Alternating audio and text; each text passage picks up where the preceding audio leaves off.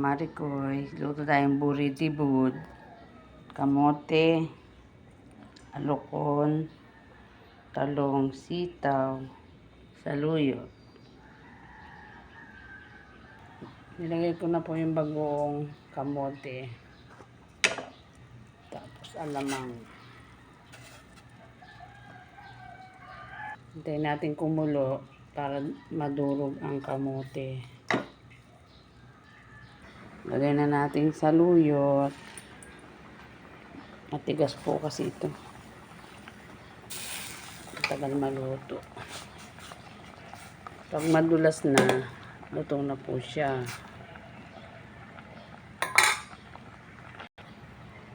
Lagay po tayo sa chicken cubes. Masarap po sa gulay yan.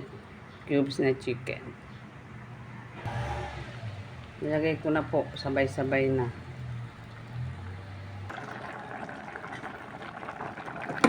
Ayan mga Marikoy, luto na siya. Kakain na tayo ng buridibud. Luto na po, kakain na tayo.